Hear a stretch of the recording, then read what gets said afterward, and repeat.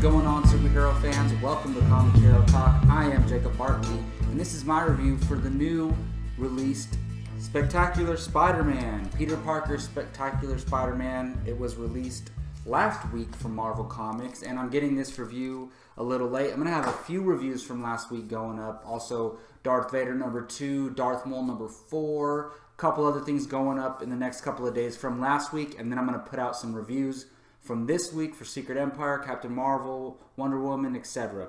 But for now, I'm talking about Peter Parker, the Spectacular Spider-Man, issue number 1. Now, Spider-Man is my favorite superhero. If you can't tell from the background logo, it has the spider suit in the background.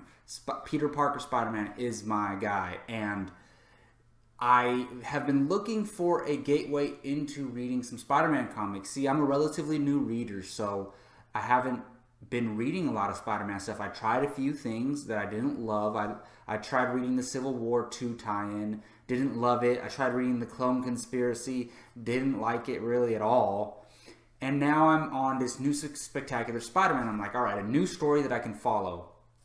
And I know a lot of people are getting upset that they keep putting out new comics and like 7 different comics for one character, but this is a good reason why, because I really, really enjoy this comic.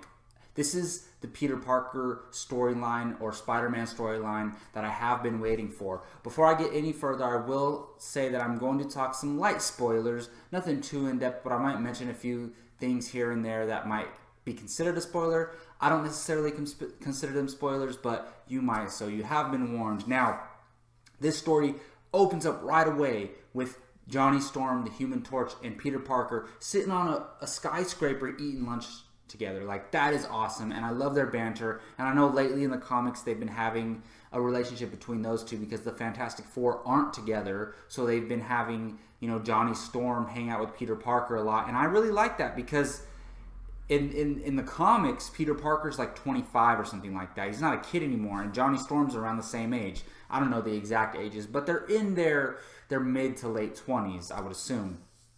So it's kind of cool seeing these characters as adults, and you kind of get this little, like, a smaller scale story from Spider-Man, and that's kind of what the theme of this is like he wants to get back to the basics. He enjoyed being Spider-Man when he first got his powers, when he was stopping bank robbers and saving the neighborhood instead of dealing with, like, galactic implications and stuff like that. Like, he wants to get back to basics, and I kind of like that's where we're going in the movie universe as well for now. I mean, he's going to be in Infinity War going crazy, but I mean, I feel like Spider-Man Homecoming is going to be grounded as far as the superhero film's going. He's not saving the world, he's just stopping Vulture, so we'll see how that plays out. And I kind of feel like this comic coincides with that kind of theme where, like, you know, Spider-Man is, no matter how popular he is, he's a street level superhero, maybe a top tier one, but he's a street level superhero, and this comic really captured that, and I really did like it. Now, like most comics, you get like the character and their personal life and what they're going through on a surface level, but then there's also a bigger, larger story that the comic storylines are headed towards.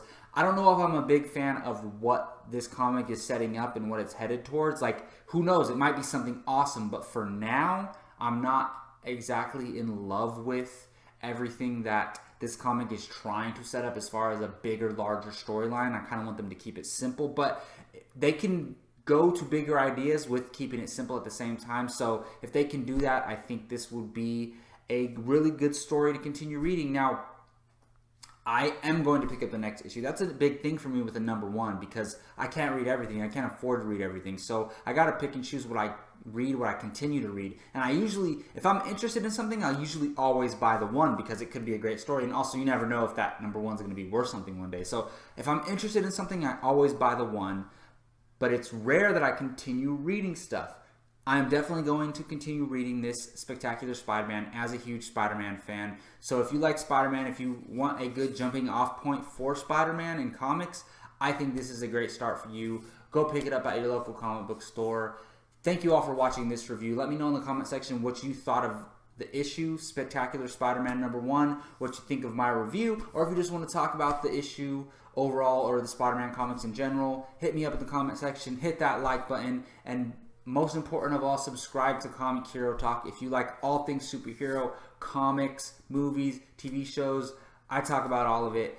Thank you all for watching. I am Jacob Bartley for Comic Hero Talk. Until next time, see you later.